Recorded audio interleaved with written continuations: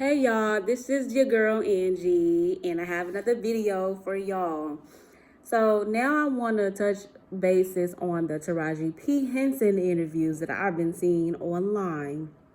And I feel for you, girl, because it's hard being a woman of color, and it's really hard to try to make it to the top and be the top of your game without scrutiny, without being told that you have to carry yourself in a certain way, and especially like when you occupy these non-black spaces that you feel like you're working 10 times as harder. Well, I'm here to tell you that what she's going through is what the masses are going through and what we're going to continue to go through without the ownership of our own stuff. And the reason why I say that, because honestly, what it looks like is we're trying to beg for acceptance. That we're trying to say if we occupy these spaces, we'll get the recognition. And we don't really need to, because we know who Taraji P. Henson is. We know that she's wonderful. But at the same time, that we should not be begging for people an opportunity when we should just take that opportunity and create our own lane. And I feel that when we stop doing this comparison game, I feel that we'll be a lot better. And I do want to share a couple of different instances and what I mean that's going to run beside the whole Taraji P. Henson situation, right? So even early on in my husband's career, when he started out in his career in the mortgage. So my husband has always been in the mortgage / real estate space. And recently, he pivoted a little bit in that space to become a loan officer, a mortgage loan officer. And with him being young, African American guy, he did not have a machine that was going to help coach him to become good. They kind of just threw him out there and expect for him to fend for himself and see how he would respond.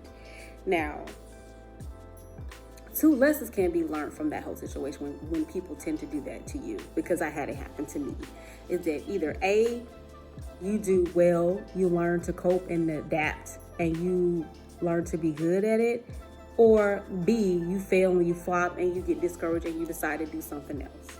Well, my husband, with the route of option A, he managed to adapt and understand people, work with the general public, and he was very successful at it. And not only was it that he was only successful at it, was that his peers could not figure out how he was doing it and what he was doing in the capacity that he was doing it, right? Because my husband worked with a lot of white adjacent or white people that I would say they looked, if you look at them, you're like, oh, we're European. Like, that's what they, why not say Caucasian? They look white. And my husband was like literally the only black young guy in his space. And he became good without little to really no mentorship. And they really couldn't see how he was doing what he was doing. So my husband had a certain confidence about him that no one could take that away. And he took the little bit of opportunity that he was have, and he was able to make a lane for himself. So yes, my husband, of course, him being young and black, yes, he wanted to go after like those other big dollars, working with other white homeowners, and he wanted to do that. But because of the biasness that people seem to have, that it was rare that he did it. It was he worked with them occasionally, but that wasn't his core business. His core business was African American first time home buyers.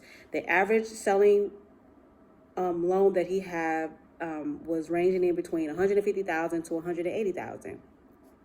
Now, that may not sound like much, but if you're thinking back to the racial gap and the disparity, the big wide gap that we have as far as wealth building, like you were very far behind versus the other non-black home buyers.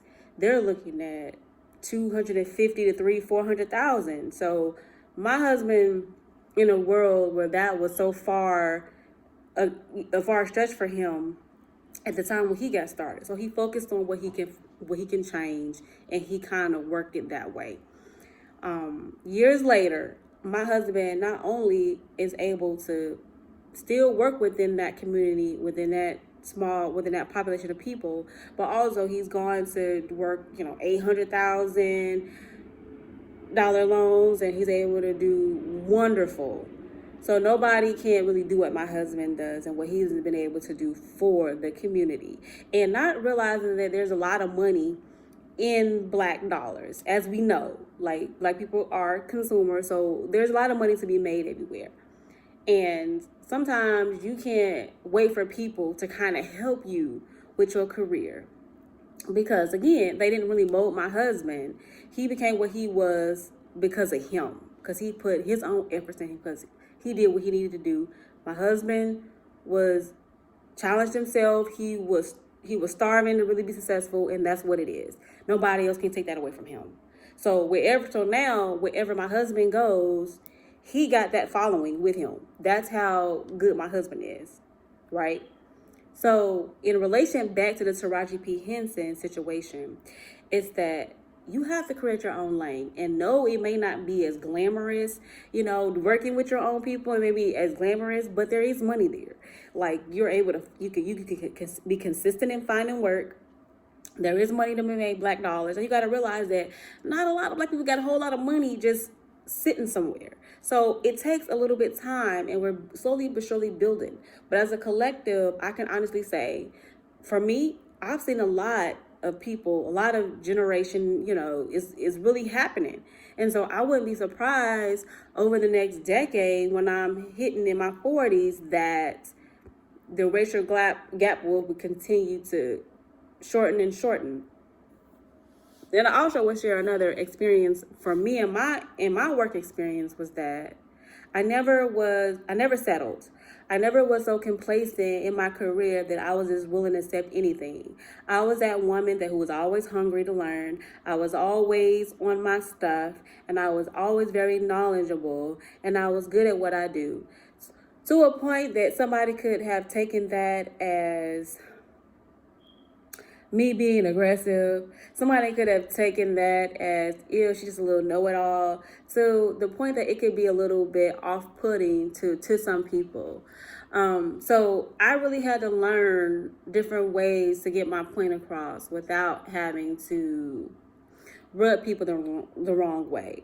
Now, everybody did not find my trade to be as bad, because some people just internalize things a little bit too much, and they kind of put it back on them and make it their problem, as opposed to looking at it like, you have a girl, she's very young, she's going to be good at what she do, she's the next best thing, or she's the next upcoming person who is capable. So, but some people, for whatever reason, they have these own biases. And so I realized that when the opportunity wasn't meant for me, and it's clearly as day that you have no plans of caring about where my career goes, deuces, I'm out. Again, with the next opportunity that I have, when I see that you're not really invested in what I have and what I'm trying to do, then I have to make a move. So now I'm pivoting and making another career shift to my current job, to where now I feel like, you know what? I think I'm put in a position where I like it here. Yeah, I like it here. I'm put in a position like where I get to make decisions. I get to think big picture. I get to show off the things that I've been wanting to show to my managers and to my other colleagues, that I deserve to be here. So if a decision were to be able to be made and say, hey, that Angelica is considered, then they know I've worked hard for that. It's not like because I produce mediocre work and now it's favoritism, or it's not because that, it's a quota thing. Like, no, it's because she deserved to be there. She did an awesome job. She earned it.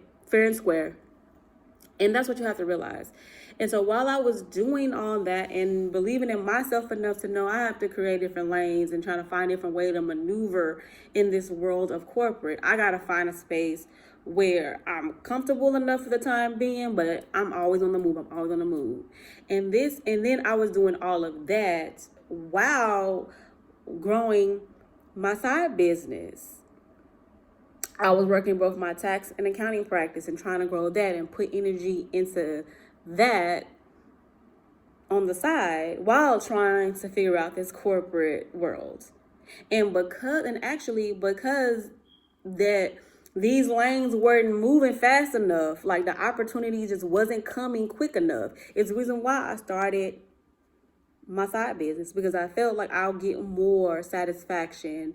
I'd be a little bit more happy if I had something that I can call my own, that nobody could not take away from me, and that, hey, if this didn't work out here today, I got something to fall back on.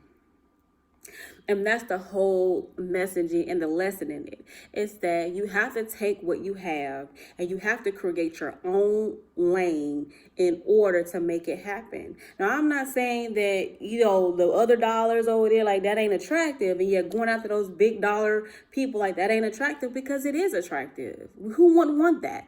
But the reality is that you're dealing in the masses.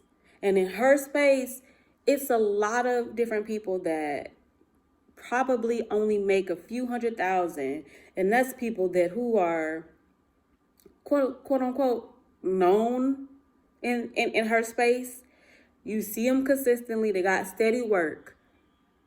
But if you compare, I would like to be Birmingham's top 40 under 40. Like, I would love to do all that, but the thing is that that's not in the cards for me. That's not where my lane is. And I have to find my own happiness by having what I have. I think a lot of times, like, we chase things that we think we may want them, but who's to say that if she has those big opportunities that a big scandal wouldn't break out? So then she got to come out of her pocket more money to try to prove her innocence versus, hey, dealing with the smaller money over here, but you don't got to deal with all that headache and BS that you got to deal with, right? Now, sometimes it's easy for us to say we want to look at we want all this respectability, we want all this recognition, but who knows what comes along with that?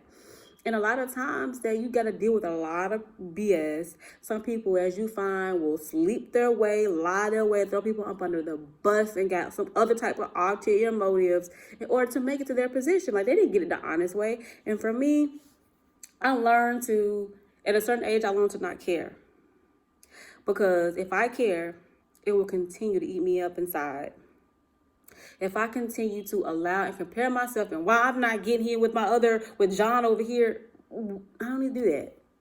I'm entering a different phase of my life where I don't care if I don't get the accolades and recognitions, because you want to know what? Everything that I'm doing is all short term. It is all a small part of the puzzle into a big, big piece. That's how I look at it. And I don't know if Taraji P. Henson is kind of got those, what my plans are for the next 5 to 10 years, but I encourage her to figure out her other creative outlets. I know she has them, and that's what we need to start looking at. I think that you don't want to be a worker all your life, right? You want to be an owner. And I think when we occupy these spaces and when we sit and we cry about why we're not getting our fair share, well, that sounds like a worker. I need to work. I'm trying to beg you to let me in. When create your own stuff. Now we see Kandi Burruss, she is taking her platform from reality TV and has able to magnify her income, her businesses about 3 and 4 times over. And I think if we kind of take what we have and make it into something, trust me, it'll add up. She still has Taraji, she still has a lot of life gift left in her. And you should not be trying to wait on these people to give you a hand. Because as Tyler Perry had said, that Hollywood closed the door, so he created his own. That he don't have to ask for permission, he don't have to grovel, he don't have to accept any and everything that people give him. And I think that we should do the same way. The same way that my husband created a lane for himself to be successful, that he's able to live with, and he has gone and take that little bit of opportunity, he has able to grow on that 10 to 20 times. Like, I'm telling you, when we were going on this big top producers trip where you have a threshold where you had to meet at least $15 million for that year, my husband and I, we were able to go. We were not only the youngest couple there, but we were the youngest Black couple there. Now that says a lot. And we've been going on these top producers trip several years since then, where people like expect us to be there. They're like, oh, hey, Angelica, hey, Joe, like, they know who we are because we're like the only ones that go, because, you know, and there's a lot of respectability in that, and knowing that I'm part of the Who's Who club. Yeah, it's cool, but at the same time, even when you occupy that space, there's so much stuff you still got to deal with. It's still a lot of backstabbing, it's a lot of hating, it's a lot of bitterness. And, you know, people always say that they don't mind you doing well, but they don't want you doing better than them. So a lot of them people, like, they ain't genuinely happy for you. They just want to see, oh, I want to pick your brain about something. They want to be nosy and see what they can get out of you.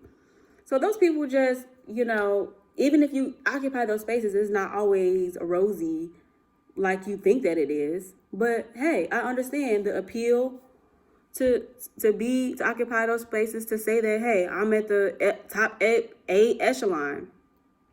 And sometimes you have to think that, is your sanity worth it? Is your health worth it? Because trust me, all that stress, baby, my husband was stressed out. It got to the point I had to tell him, you need to quit. You need to take some time off. Because if this keeps up, you ain't going to be around here to be able to enjoy everything that you worked hard for. So again, would you rather have a stressful life, or would you have a more of a peaceful,